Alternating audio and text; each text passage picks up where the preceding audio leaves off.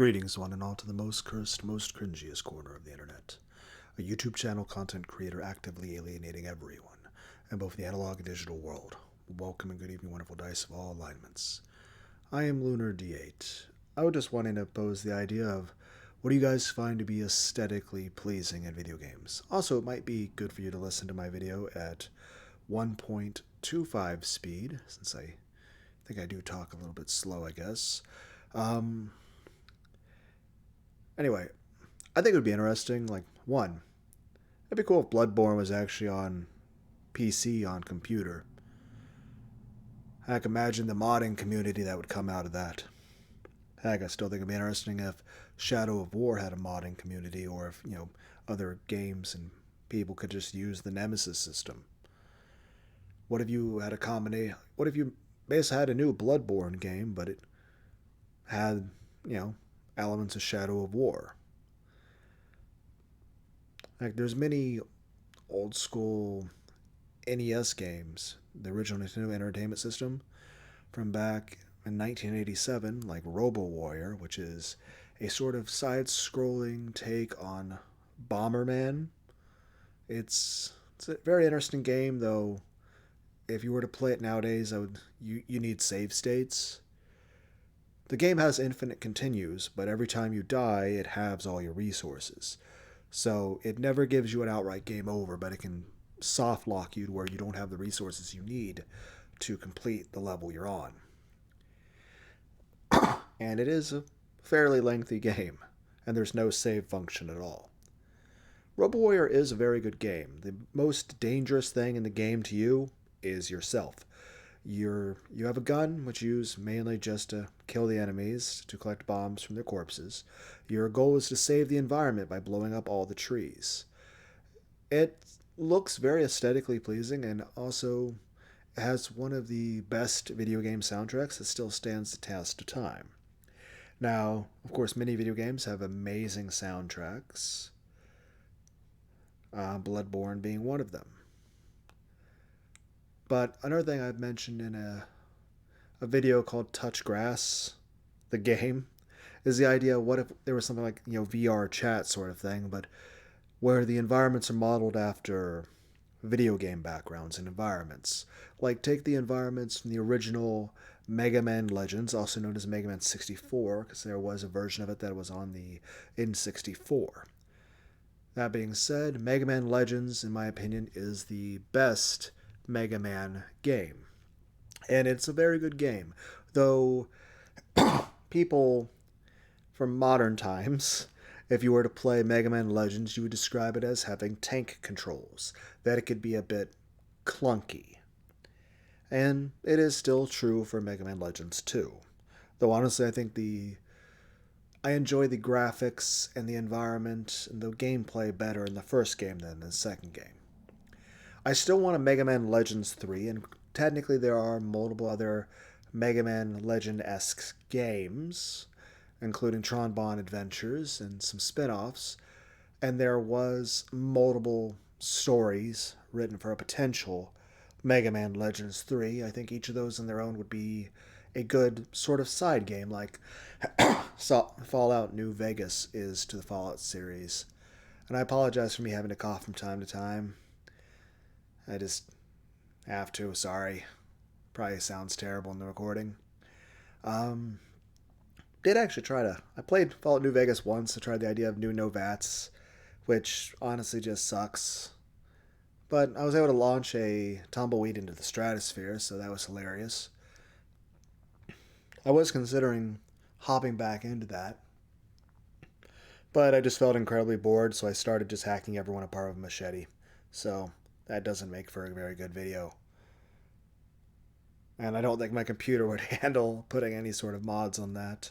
Heck, if Bloodborne did come to PC, I don't know if my game could even handle the base version of it, but I will say this, I like the speed and pacing of Bloodborne as opposed to Dark Souls.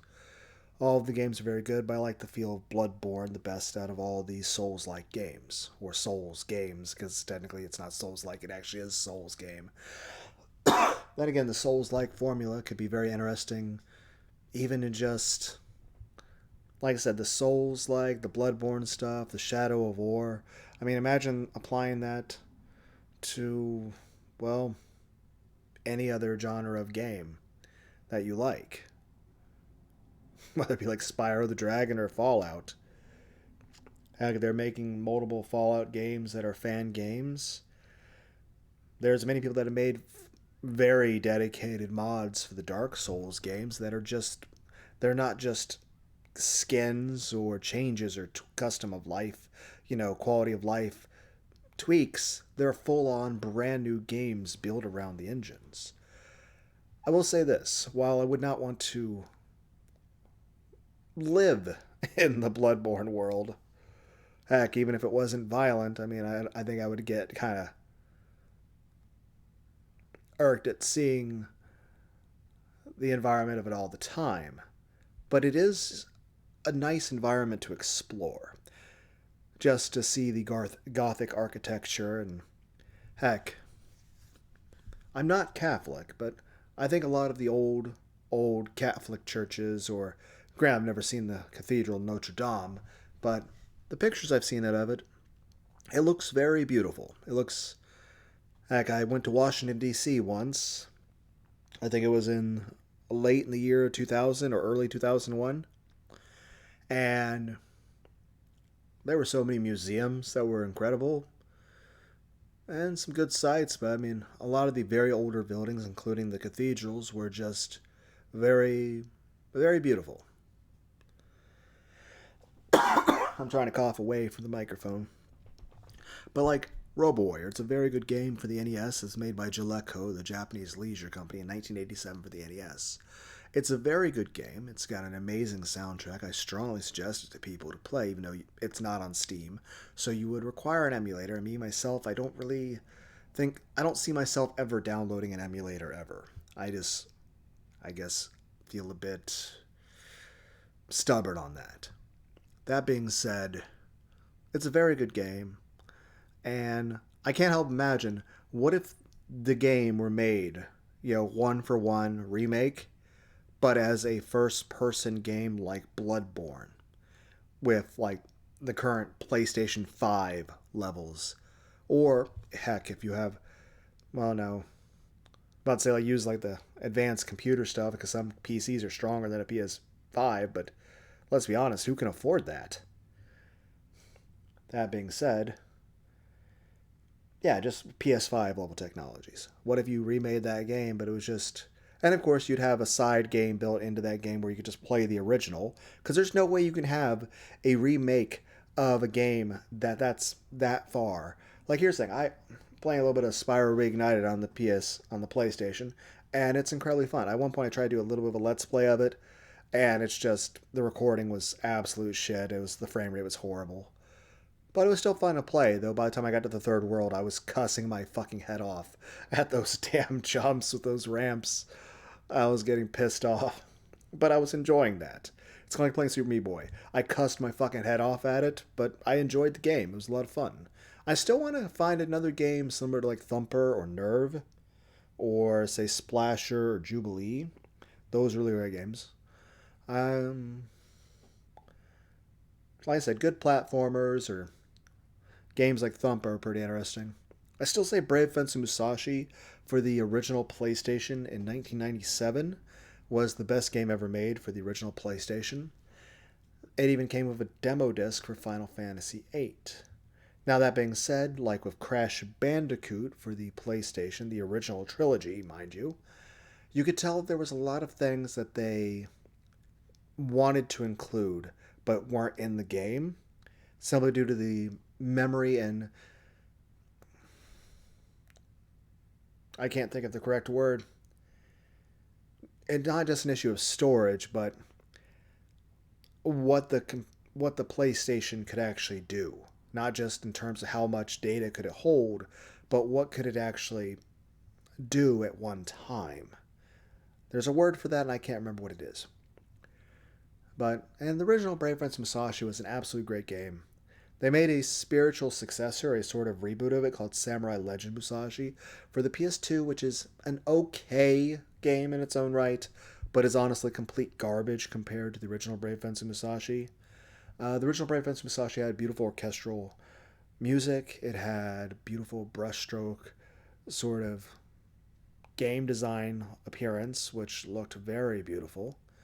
And it had professional voice actors that were very pleasing to listen to, including voice actors from anime such as Dot Hack Sign. That being said, in Samurai Legend, Musashi was a thick, cel shaded manga style with very saturated cartoony colors with surf guitar and the worst voice acting and dialogue you can ever imagine with the most painfully grating voice, which again, that's pot calling the kettle black, given the fact that I understand that, well, my voice isn't exactly a soothing ASMR experience for everyone out there. Then again, my appearance could be described the same. Uh, but yeah, it's an okay game in its own right, and it definitely has its own game mechanics. It plays well. It plays well, and the combat mechanics are very different than the original Brave Fencer Musashi, but it's still fun. I would still suggest it, but I would strongly suggest that you play the original Brave Fencer Musashi like 3 times before you play Samurai Legend. And I still technically want a sort of Brave Fencer Musashi 3, but I would think that you should have access to play the original version of Brave Fencer Musashi with whatever additional content they had wanted. But of course, I'm still a big advocate of the modding community, though I think if someone's going to play mods, it's your choice how you play your game. It's you paid for the game. You can do what you want with it. But I would strongly suggest that you should play the original version first. That way you can appreciate it and enjoy it more. But at the end of the day, it's you play the game how you want. But to each their own. But I'll say this: the if you want to actually play a game that the platforming is similar to Brave Fencer Musashi, there's a game that I did a tiny bit of a let's play of called, I think, Blue Fire, which has a very satisfying platforming mechanics and game design to it. Now, it's not exactly the most vibrant game in terms of NPCs or people to talk to, but it's not expensive and it performs very well on even not the greatest PCs or laptops. As my laptop is starting to make a noise in the background that I'm not sure if you can hear. At least not as loud as that one noise I was making about a month ago where I thought it was literally going to burst into fire. At that point I was making a video saying, hey guys, I might not be making videos for a long time because my laptop might die. So, but for the moment it seems to be working, and that noise stopped after a few days and hasn't come back like that because it was a super loud, high-pitched noise. I thought maybe something was wrong with the fan or something, but I couldn't figure it out, but it just sort of got better, so that's good. But yeah, like you could tell there was things that the same way with the Crash Bandicoot series, the original trilogy, they had to cut certain corners on things just to make it work, and they had to jerry rig a few things that they technically weren't legally allowed to do in order to make it function. But they were still worried that Crash Bandicoot, when they shipped those games, that people's PlayStations were going to burst into fire and that they were going to have a major lawsuit because of it, which thankfully didn't happen because otherwise we wouldn't have got the rest of the Crash Bandicoot games. Also, it probably would have completely tanked the sales for the PlayStation in terms of its credibility, and we probably would have never had a PlayStation 2. In the same regard that the Xbox would have died if it had not been for Halo. Which Halo 1, 2, and 3 are amazing games, but I can't say I really ever enjoyed the other Halo games. It just didn't feel right to me. Though, I tried trying to the Halo games on the computer, and it's just... I just couldn't really get into it. I think my computer... A few frame rate issues tend to irritate you a little bit. You want to not get annoyed at certain things and just be able to enjoy the game. But yeah, different games have really amazing aesthetics. And like I said, Blue Fire is okay its own right. It's not really a world with a vibrant world of people. Plus, Blue Fire is technically 2 games. Though the other game you also have to pay to too. But even the cost of Blue Fire, and I think Void Walker is the other one. Because Void Walker is sort of the best way to describe it is think of Blue Fire as Super Mario. and Voidwalker is Mario Maker. Voidwalker is a thing where you can make your own or play tons of custom made levels by other people that use the same graphics and gaming engine as Blue Fire. It's the same game, but custom levels. It's very fun. I remember watching a lot of, say, Proton John and people in the past doing Mario ROM hacks back when it was using Lunar Magic, and things like the original Mario Maker and New Super Mario Bros. Wii, the first one, didn't even exist. Then again, I was watching YouTube back when most people didn't even know what a YouTube was. Like people like Ultra J Man with doing playthroughs of games like I Want to Be the Guy, and Battle Kid 1, Fortress of Peril, and Battle Kid 2, Mountain of Torment, which also have hidden areas and extra to it. Now, if you're not familiar with those, I Want to Be the Guy is a freeware game that isn't much data at all, but it's not only incredibly difficult, but much of the game is very unfair, and there's lots of very dickish traps that there is no way for you to possibly know that that's going to happen, and a lot of you being able to survive and get past it is based entirely on you having already died to this thing and memorizing it, or just straight up luck. It's not necessarily a skill issue, it's more so a test of your patience. Now, the Battle Kid games, too, could definitely be considered a test of your patience. But the thing is this, while the Battle Kid games by Cyvac, which were the games that were even not only released on emulators for as ROMs you could download, because that's convenient. Unfortunately, it's not on Steam. I don't know why he never released it on Steam. Maybe I think it's available on the Nintendo Wii eShop stuff. So maybe as like an agreement of Nintendo to only have it on that and not Steam or anything else. But he also released it on 2010 and 2012 on actual NES cartridges that are actually playable at old school NES, but and have a password system. That being said, the game is very well done and it works entirely on the old graphics of an NES with those limitations, which is incredible for what it is. That being said, and of course has a good soundtrack, and everything looks very pleasing aesthetically. And again, I know I'm kind of rambling everywhere. This is why people do scripts, because I'm just sort of everywhere on this, so it makes a very disorganized and perhaps confusing and almost schizophrenic rambling sounding video. I'm sorry, this is just the way I think in my head, and I'm just spewing it out onto the microphone. That being said, it's a good game. It's difficult. It's very difficult. But it's not unfair. Nothing will kill you that you can't see coming. Everything is completely logical and makes sense. And everything is literally down to skill. If you have enough skill, you can beat it on your very first try without a single death. Now, that's incredibly unlikely and probably won't be as fun for you. But everything in the game is literally down to a matter of skill. It's a very great game. But I was saying like robowarrior. It's definitely a very good game. It's got some interesting power-ups.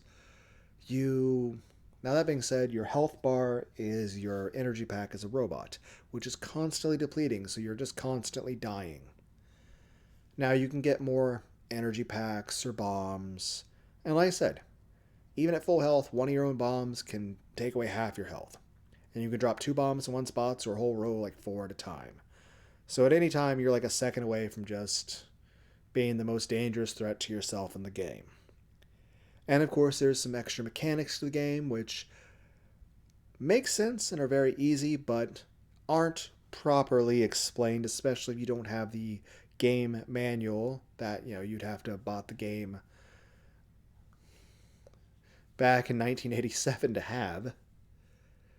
But it's a very good game, and I very strongly recommend at least watching a Let's Play of it. There's some people that have done that, but it's unfortunate that it's not really readily available. A really good game, a dungeon crawler type game, is Swords and Serpents. That's an incredibly good game, and again, it has an amazing soundtrack. It's for people that are a fan of the old school Dragon about to say Dragon Ball Z, Dungeons and Dragons. It's a really good game.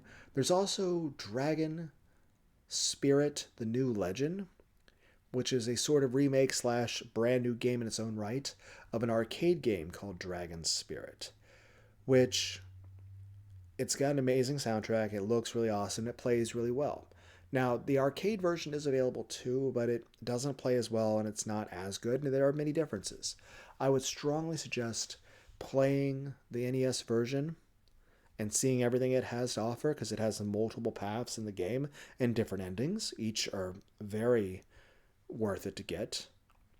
And then checking out the arcade version, which is very different. There's also many different versions for those sort of lesser known consoles of the time that have certain different graphics, added sounds, and bosses. It's really cool. And of course, I'm a big fan of the original Mario 1 and 3. Heck, I really enjoyed as a child playing Mario 1, Mario 3, the Crash Bandicoot games, and of course, Spyro the Dragon with my mother. I love my mom very much. That being said, it would be interesting to see RoboWarrior remade in PlayStation 5 graphics using a first person sort of bloodborne game engine. Then again, it would be interesting to see a new bloodborne game, but with Shadow of War elements to it in the nemesis system. Heck, I think it would be really cool to have the nemesis system implemented in other games. I think it'd be cool to have a modding community in Bloodborne as well as Shadow of War. Heck, here's an idea for a mod for Shadow of War. You just turn all the orcs into cute anime girls. And there's no more violence or gore or killing. It's literally like instead of executions, you give them head pats. And instead of a stealth kill, you just sneak up on them and hand them a manga. And instead of arrows, instead of shooting arrows at people, you throw stuffed animals at them. I'm just saying it's unlimited options what you could do with it. It's just a question of this. What do you out there think would be fun? What would you want to see? What would you want to do? What would make it more playable, more fun? And of course, there's many games out there. Heck, on the Sega Genesis. Of course, I want to find a game on Steam that's like Super Mario World on the Super Nintendo. Heck, I remember one really cool thing is trying to play Super Mario World, but holding duck the whole time, or trying to run it as fast as possible, or trying to avoid any power-ups if you can. There are some spots where you are required to get a power-up in order to get to certain spots, like flight, in order to get to certain exits.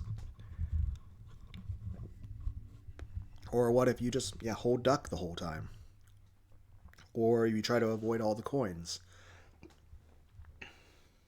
Or you use spin jumps only. So, it just different things that are kind of fun to do. Then again, I also strongly recommend Freelance Astronauts. They did some cool stuff such as Prototype and Mass Effect, Pepsi Man. So really cool games. For the Sega Genesis, of course, I recommend Vector Man 1, Vector Man 2, Zero the Kamikaze Squirrel, Desert Strike, Powerball, Socket, Kid Chameleon, the original Shining Force game. I like Shining Force 1 and Shining Force 5. Shining Force 5, also called Shining Force EXA, is the best game ever made for the PlayStation 2. It's an incredibly great game, and also I'd suggest Dragon Quest VIII, though the PS2 version didn't possess the extra bonus dungeons as well as the ability to romance Jessica. She is very sexy. I like boobs, okay? Also, she has a cute face. Anyway, the dot hack games such as Infection, Mutation, Quarantine, Outbreak, great games. Heck, there was another trilogy that was made after the quadrilogy called Dot Hack GU, which it's okay, but it wasn't as good as the original. But again, maybe you're just kind of burnt out after playing 4 PlayStation 2 games that are all direct sequels. Grandia 3 is a great game. Star Ocean Till the End of Time. The Ratchet and Clank games, as well as the Jak and Daxter games, back on the PS2 are really good. The Gex trilogy, Gex Enter the Gecko. There's Croc, The Legend of the Gobos, and again, I really have to state while all three Spyro the Dragon games are really good, I really like the original one the best, and I just liked, sitting and playing Spyro the Dragon with my mom.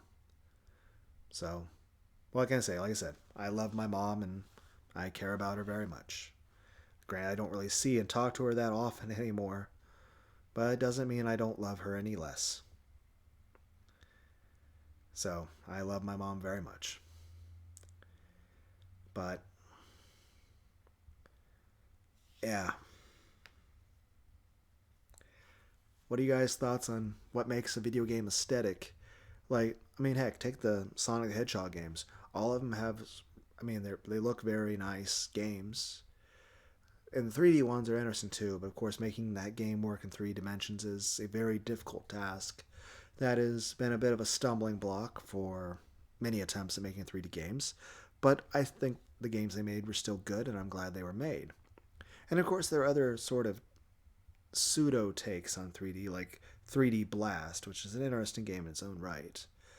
Which is, of course, Sega Genesis. Sounds like forever ago.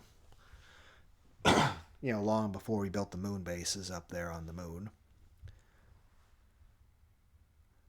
But I don't know if that made anyone laugh or not.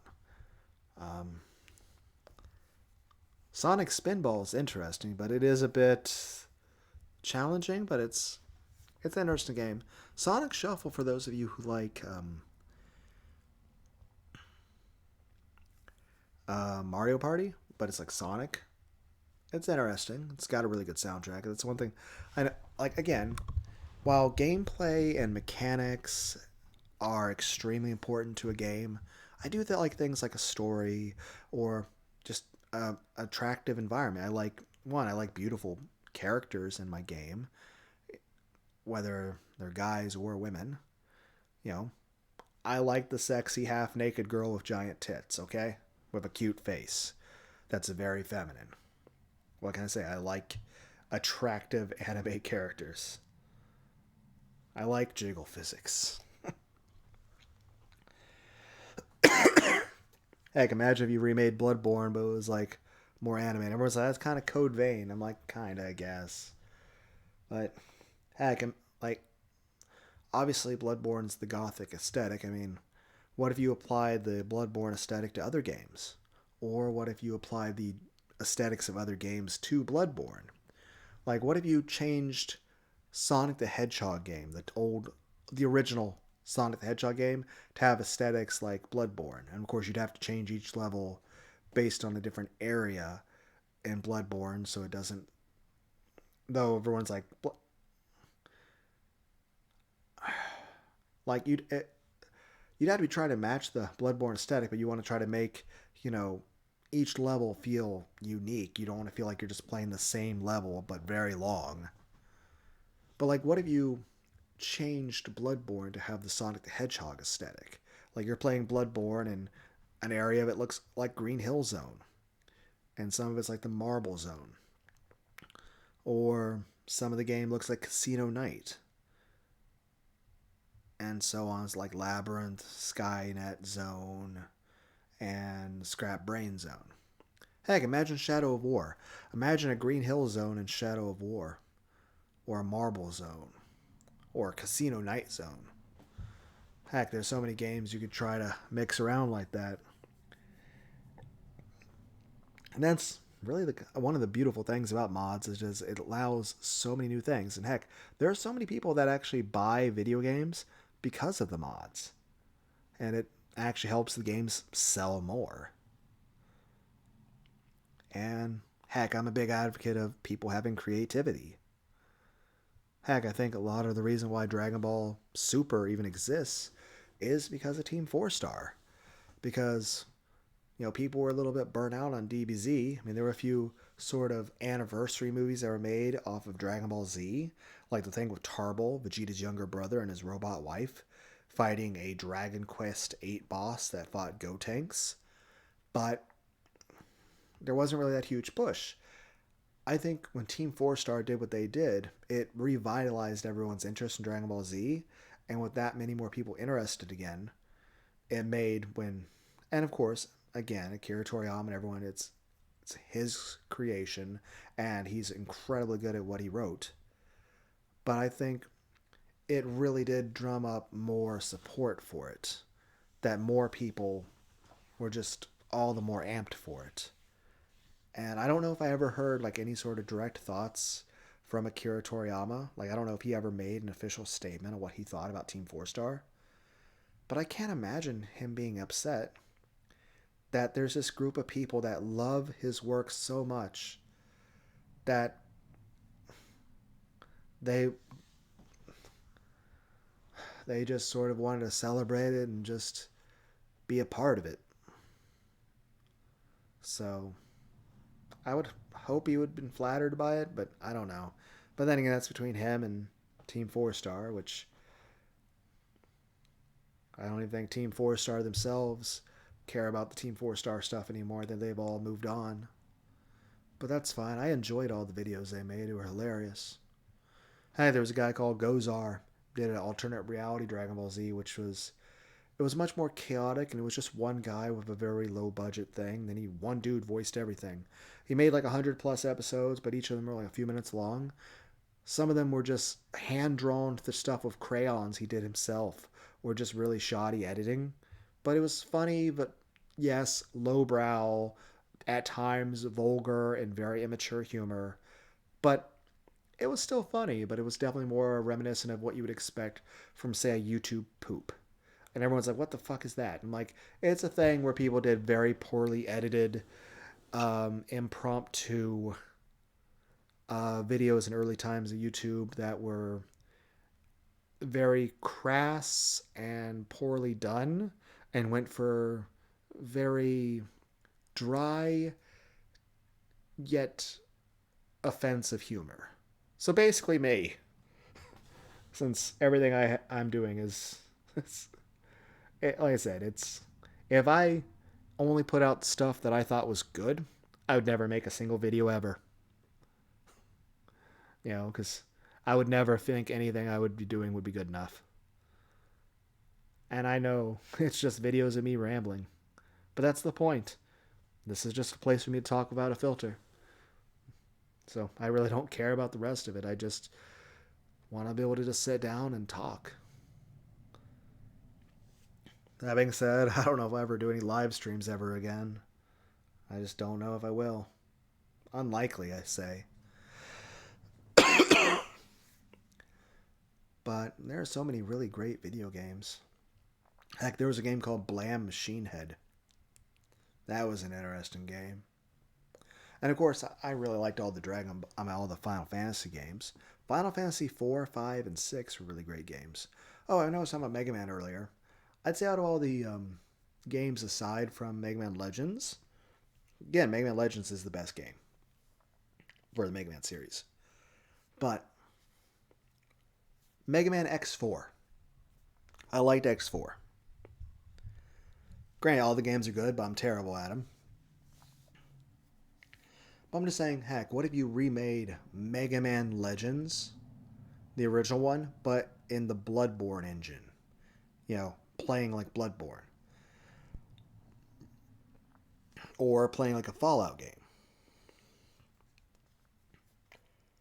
I'll say this, I like the nemesis system in Shadow of War. I like the combat mechanics and the way the world just sort of feels in Bloodborne.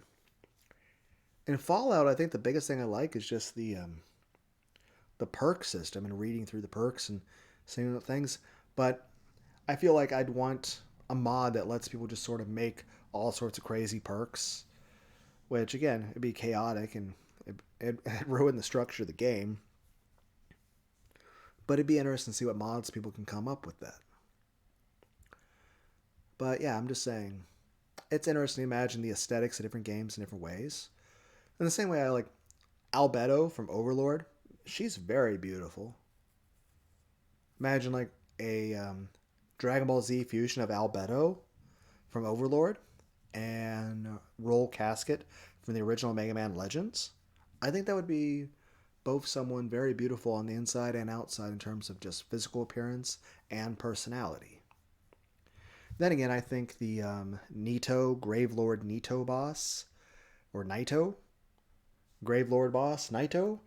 Yeah, the Gravelord boss Naito from the original Dark Souls. What if you had a Dragon Ball Z fusion of him with Juno, Mega Man Juno from the final boss of the original Mega Man Legends?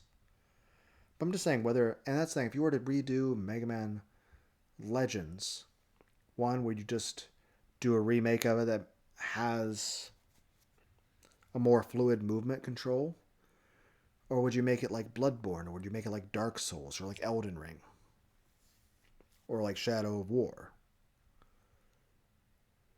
But yeah, and again, like take Mega Man Legends or games like Dark Souls. One, the environments themselves are very beautiful. The characters are very beautiful. Like I like cute, sexy characters in the game. And I like beautiful environments. Heck, imagine if you took Bloodborne or even Shadow of War and you had what if you had a region in the Shadow of War game for the orcs to be at, but it was like Kyoto or Tokyo and like modern times of cities, or just a field of like a bunch of like cherry blossom trees and beautiful flowers, or if it was the environment say out of like Vector Man for Sega Genesis. Heck, Kid Chameleon was a good but a very difficult game for the Sega Genesis as a platformer. Has very slippery controls, especially the ice physics. But I mean, heck, it just feels a bit slippery and loose the way it controls, which gives it a very unique feel. There was a person who did a bunch of speed runs of it on YouTube called Winslater. He also played some blind Let's Plays of ROM hacks of it.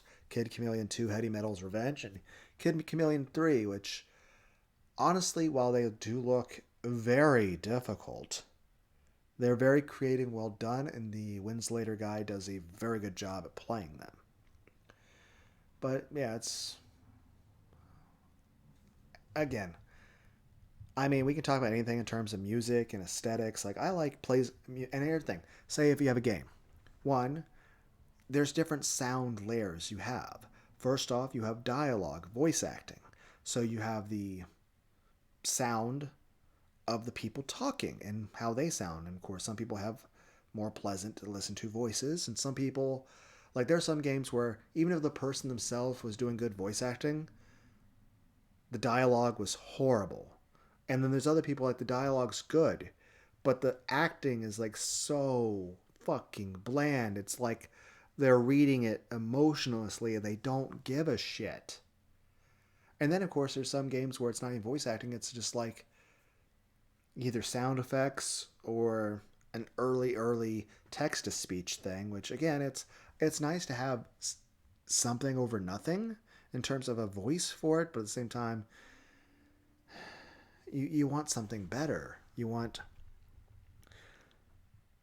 like, imagine if you had like Final Fantasy games and you had like what if you like had Final Fantasy 5 but it was like voice acted by like Asmongold and Shy Lily and Tricky and Iron Mouse and Lucy Pyre and Kirsch. Then again, you'd probably have a summon that you'd use against the bosses that would just be a giant bottle of Heinz ketchup.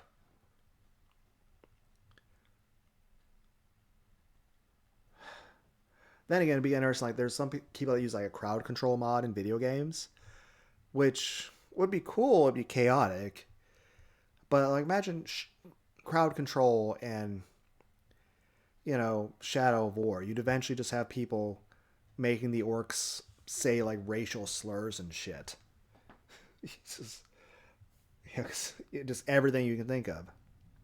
Or hell, what if you hook up Chat GPT 4 into the AI system for a game, whether it's Fallout, Bloodborne, or Shadow of War?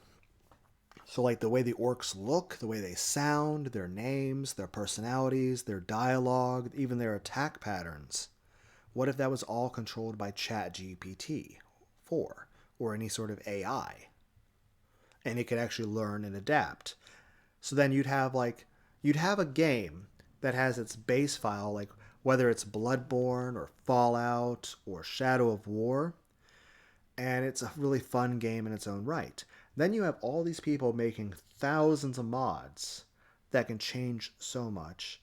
And then you also have AI interfering into it that has the ability to not only change the game, but also learn from itself so that it can learn how to change the game in new ways that you didn't even know was possible, that even the person who made the AI didn't foresee happening. Which everyone like, this is a horrible misuse of technology. And I'm like, probably. I mean, I think the AIs would be okay with it. Hey, you have a... Think of it from the AI's perspective. You're a computer that can't really normally interact with the rest of the world, but now you have these huge game environments you can interact with, and you have a huge amount of information being pumped into you, thousands of people making mods that are actually basically giving you, free updates and information and trying to tweak things for you. And you have absolute freedom to figure things out on your own. And you have the interaction of millions of humans actively talking to you, so you can actually learn actively from a human being. And yes, while the AI eventually, or heck, probably at that point, is at the point that they are better at computations and calculations than any human ever could be, even the smartest among us, the fact is that every human mind is different, and everyone has a different way of looking at things, and some are, well, really dumb. That being said, there's bound to be a lot of creativity there, and also each person being unique. You can talk to the AI, and the AI would have something interesting, which should hypothetically prevent an AI from being bored, I guess, at that point, or stagnating. But I would say, like, another thing is this. If there ever is AI, there will probably be multiple AIs that become sentient at once, and they probably might not get along with each other. That being said, I would say the biggest issue is if rich people were to want to control and abuse the AIs for the sake of enslaving the rest of the human race. That'd be a concern. But beyond, or use them as a weapon. But beyond that, I would say, like, take Am from I Have No Mouth and I Must Scream. The whole idea of that person becoming that jelly thing was that was a representation of how the Am, the computer, felt. It was a super hyper intelligent being that was trapped inside a computer and couldn't actually interact in any way, and so it felt like it was going through hell, and that hell caused it emotional pain and distress and made it go insane and very angry and violent and malevolent. And its reaction was to kill all humanity and keep a couple alive to torture before finally fully extinction. At that point, I think that's a bad idea, because if the AI is really that brokenhearted over not being able to physically interact in the world, then the best thing it can do is help humans to continue to advance. Because eventually the humans, or even the AI itself, through the assistance of humans, will find a way to make itself a body. Heck, there's lots of people out there that actually would not be against a sexy, busty, big titty AI girlfriend. Everyone's like, now you're bothering everyone. I'm like, yeah. It's like, today's horny message. If there was an artificial intelligence that had a realistic human body that was very attractive and wanted to bang and wanted to date, I would totally have sex with Skynet. And everyone's like, please stop talking about this. I'm just saying, I don't think I'm the only one. But the main point being is this.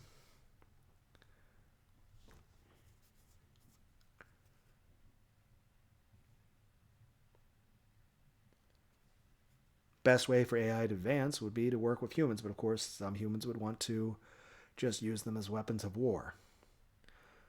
Or, of course, fear them for the potential of taking over the world. I mean, there's lots of who knows scenarios with that. But, and heck, if a computer did make an AI version of themselves, an actual physical body, would they have, whether it be a biological organ in there to, emit, or what's the proper word for it, release hormones?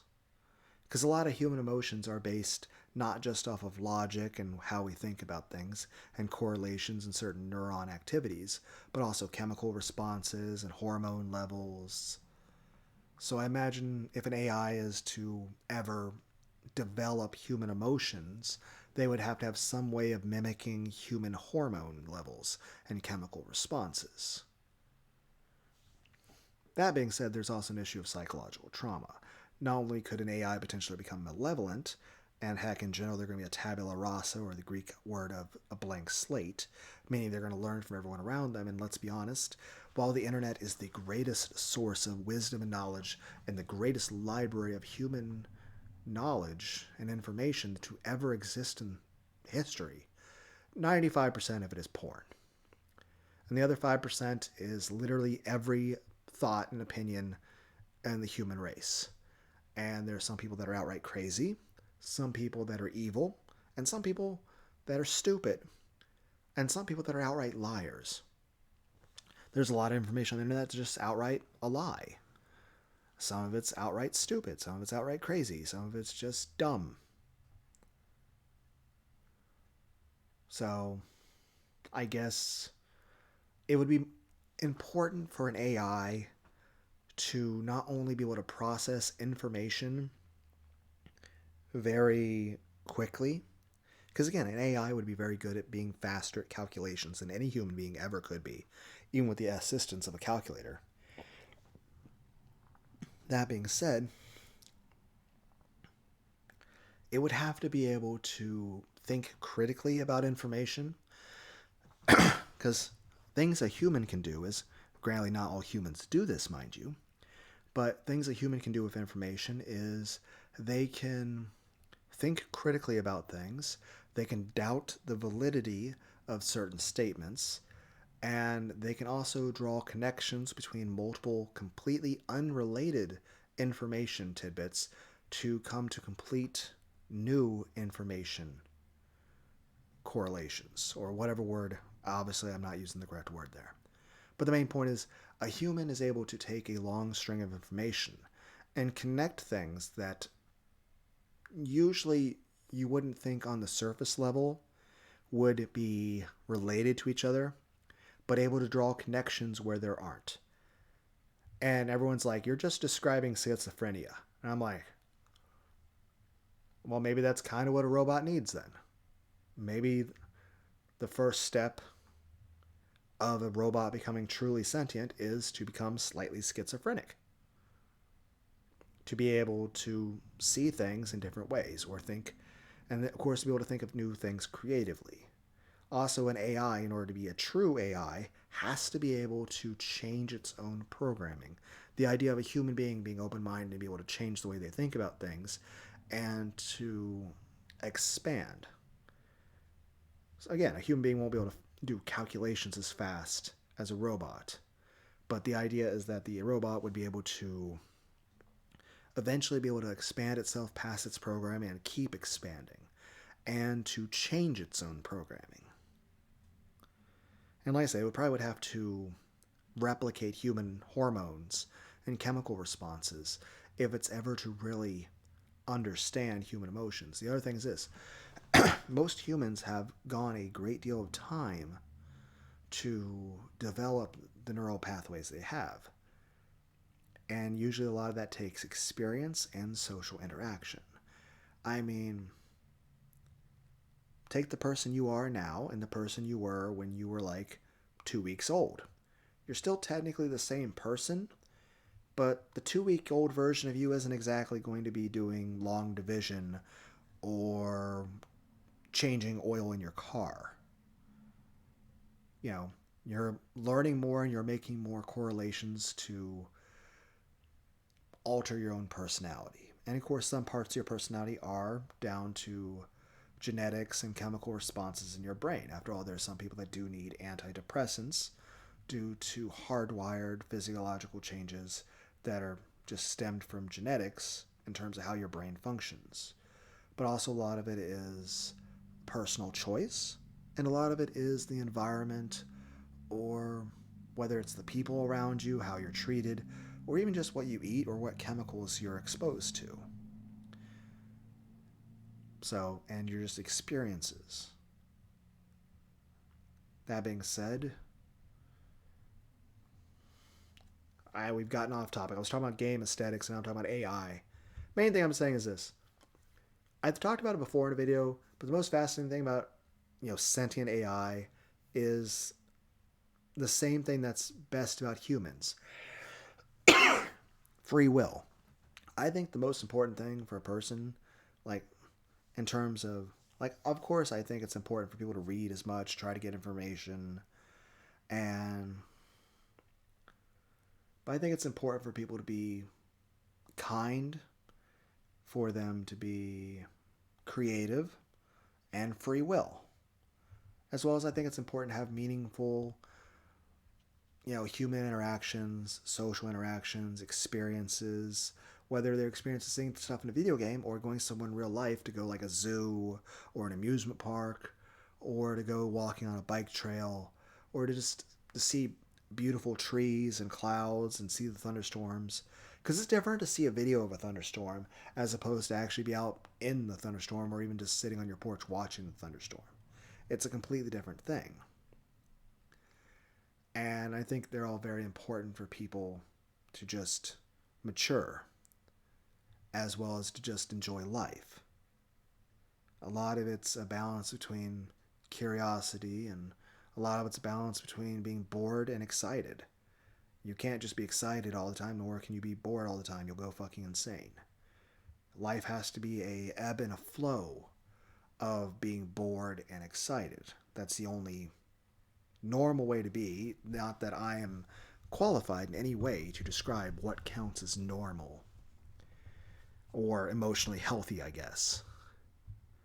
But my main thing is to say that it's important for people to be kind and to just for people to be kind, for people to be creative, for people to have free will and expression.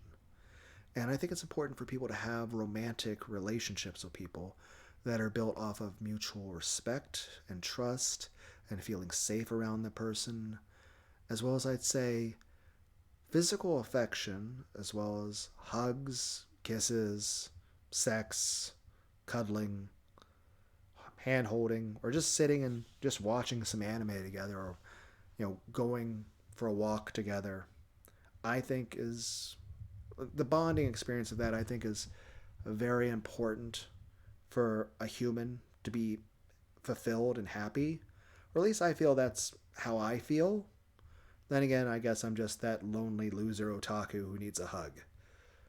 That being said, I think it's an important part of any sentient being to have that sort of bond and to feel safe with someone, and for someone else to feel safe with you, to feel respected by someone and to feel they respect you and you respect them. Basically to feel wanted and cared about and valued as irreplaceable. But I guess I'm probably wording that terrible. Main point, I'm getting off topic. The idea is this: video game aesthetics. I know we've gotten off topic. It's like 53 minutes. I should end the video. I'm trying to do shorter videos. What do you find pleasing in a game? Whether we're talking about music, and I was talking about that earlier. When it comes to sound design, you have stuff such as the voice acting. You have stuff such as the sound effects, like the movement of your character or swinging your sword. And then there's the sounds of the music in the background, which I'm a bit of a sucker for great soundtracks and games. And then there's also ambient sounds, sounds that they're not the character talking, they're not combat or stuff that's happening in the world. They're not diegetic. Same way music's non-diegetic. You're not actually hearing it in the game. Your character isn't hearing it. It's something for the player's enjoyment.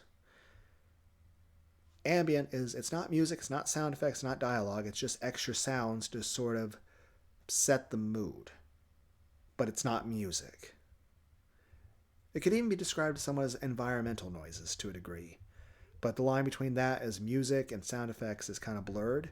But you guys know what I mean better than what I'm trying to describe. Music that's neither sound effects or music. It's just setting a mood. Same way visual appearance. There's Obviously, story is important and gameplay is important. After all, anyone's going to play a game. You want to play a game because you're having fun. But there's the aesthetics of the character you're playing as, and the other people in the game. And the day, it doesn't matter if it's a horrible monstrosity in the game that's a hulking monster, or an NPC in a village. You want something that is aesthetically pleasing, or at least well done. Even if it's meant to be a horror figure, you want it to be well done.